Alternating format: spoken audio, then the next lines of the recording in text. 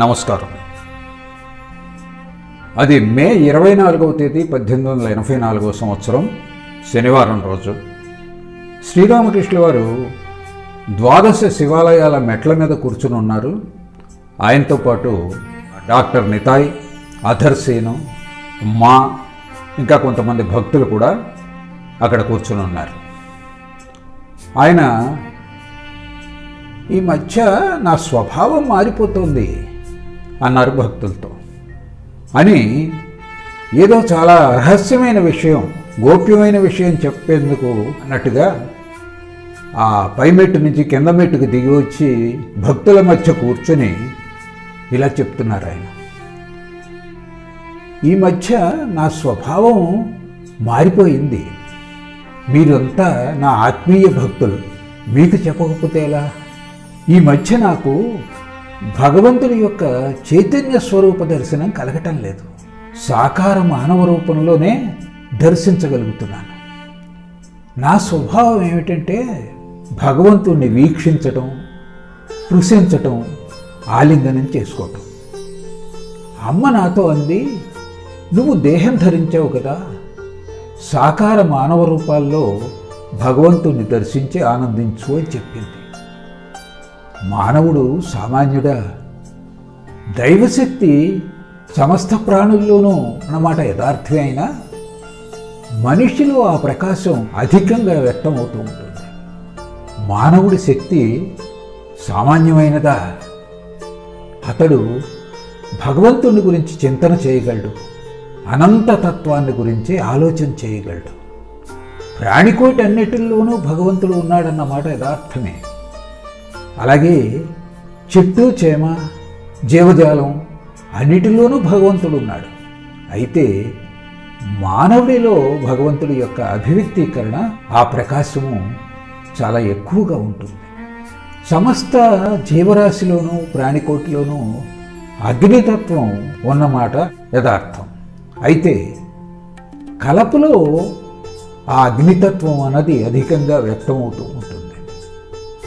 ఒకసారి శ్రీరామచంద్రుడు తన సోదరుడైన లక్ష్మణుడితో ఇలా అన్నాడు, చూడు తమ్ముడు, ఏనుగు ఎంతో పెద్ద జంతువు అయినప్పటికీ అది భగవచ్చింతన చేయలేదు కదా. అవతార పురుషుల్లో భగవత్శక్తి ఎక్కువగా వ్యక్తమవుతూ ఉంటుంది. భక్తుడైనటువంటి వాడు భావావస్థలో విలపిస్తూ ఆనందాశ్రువులు స్రవిస్తూ నా గుణగాన కీర్తనం చేసేటటువంటి వ్యక్తిలో నేను ఎక్కువగా వసిస్తూ ఉంటాను అని చెప్పి తెలుసుకో అని చెప్పి లక్ష్మణుడికి శ్రీరామచంద్రుడు చెప్పాడు. ఇలా చెప్పి తర్వాత శ్రీరామకృష్ణ వారు కాసేపు మౌనంగా ఉన్నారు. ఆ తర్వాత ఆయన ప్రసంగాన్ని ఇలా కొనసాగించాడు. కేశవు తరచూ ఇక్కడికి వస్తూ ఉండేవాడు. ఒక్కొక్కసారి తన శిష్యులతో వచ్చేవాడు, మరొకప్పుడు ఒంటరిగా రావడానికి ఇష్టపడేవాడు. ఇక్కడికి వచ్చిన తర్వాత అతని స్వభావమే మారిపోయింది. మనిషిలో చాలా మార్పు వచ్చింది.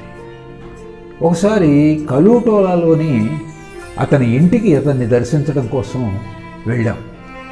అప్పుడు హృదయ్ కూడా నాతో వచ్చాడు. మమ్మల్ని తీసుకువెళ్ళి అతడు ఉన్నటువంటి గదిలో కూర్చోబెట్టారు. అతడు మేజాబల్ల మీద ఏదో రాసుకుంటూ కూర్చున్నాడు. చాలాసేపు వేచి ఉన్న తర్వాత ఆ కలాన్ని పక్కన పెట్టి వచ్చి మాతో పాటు క్రింద కూర్చున్నాడు. అయితే అతడు నమస్కరించడం అట్లాంటిది ఏమీ అప్పుడు చేయలేదు సుమా. ఆ తర్వాత మరో సందర్భంలో తన శిష్యులతో ఇక్కడికి వచ్చినప్పుడు అతను నమస్కరించడానికి ముందుగా నేనే నమస్కారం చేశాను. ఆ తర్వాత అతడు నమస్కరించాడు. ఆ విధంగా వాళ్ళు నమస్కరించటం, సాష్టాంగ నమస్కారం చేయటం అన్నది ఎలాగో తెలుసుకోగలిగారు. తర్వాత కేశవుతో నేనన్నాను, హరినామ గుణకీర్తన చేయి, సంకీర్తన చేయి, అది ఒక్కటే తరుణోపాయం అని చెప్పాను. అది చెప్పిన తర్వాత ఆ బృందం వాళ్ళు మృదంగ తాళాలతో హరినామ సంకీర్తన చేయటం ప్రారంభించారు. శ్రీరామకృష్ణ వారు తమ అనుభవాలను ఇలా చెప్తున్నారు. ఈ కాళికాలయం దర్శించడానికి అనేక మంది సాధువులు వస్తూ ఉంటారు. ఒకసారి ముల్తాన్కు చెందినటువంటి ఒక సాధువు ఇక్కడికి రావటం జరిగింది. అతడు పంచవటిలో ఉన్నాడు. గంగాసాగర్కు పోయేటటువంటి వాళ్ళు ఎవరైనా ఉన్నారేమో అని ఎదురు చూస్తున్నాడు. అతడే నాకు కలియుగానికి నారదీయ భక్తియే తరుణోపాయం అని చెప్పాడు. అప్పటి నుంచి నాకు హరినామం మీద విశ్వాసం ఏర్పడింది. ఒకసారి కేశవు తన శిష్యులతో ఇక్కడికి వచ్చాడు. రాత్రి 10 వరకు మేము ఆ పంచవటిలో గడిపాం. రాత్రి చాలా పొద్దుపోయిన తర్వాత అందులో ప్రతాప్ అన్నాడు, మనం ఈ రాత్రికి ఇక్కడే ఉందాము అని అన్నాడు. అందుకు కేశవు, నాకు పని ఉంది, నేను వెళ్ళాలి అన్నాడు. అప్పుడు నేనేమన్నానో తెలుసా? ఆ చేపల గంప వాసన లేకపోతే నీకు నిద్ర రాదా అన్నాను. అదేమిటో తెలిసిన, ఒక చేపలు అమ్మేటటువంటి బెస్తవనిత పట్నానికి వచ్చి చేపలు అమ్మింది. పగలంతా పొద్దుగూకే వరకు చేపలు అమ్మి చీకటి పడిపోయింది.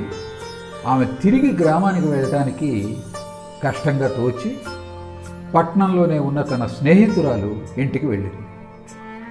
ఆ స్నేహితురాలు మల్లెపూల వ్యాపారం చేస్తూ ఉంటుంది. వాళ్ళిద్దరూ ఒకరినొకరు పరామర్శించుకున్నాక ఆహారం అది పెట్టి ఇద్దరూ కబుర్లు చెప్పుకున్నారు కాసేపు.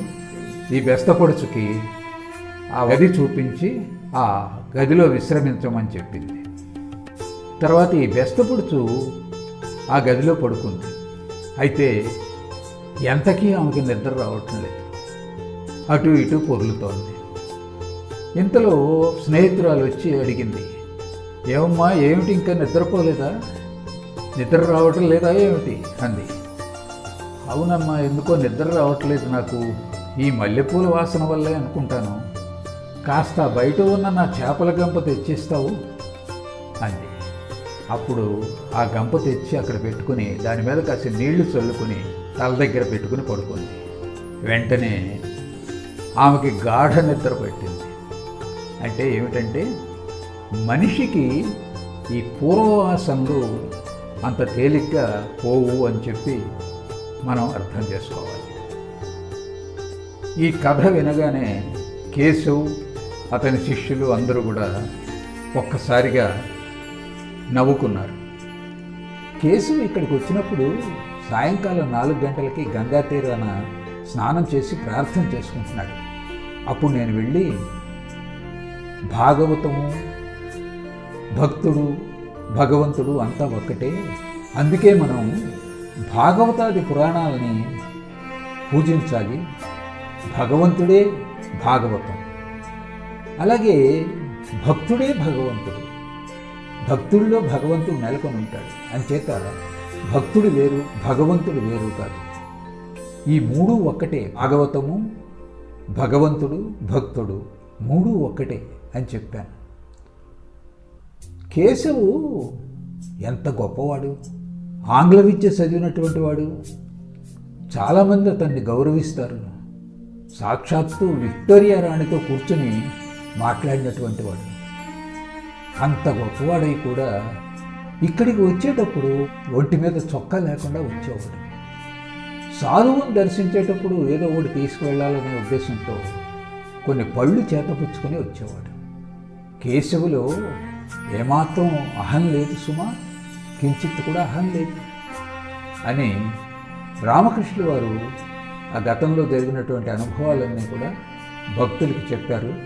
అక్కడితో ఆ రోజు సమావేశం ముగిసింది.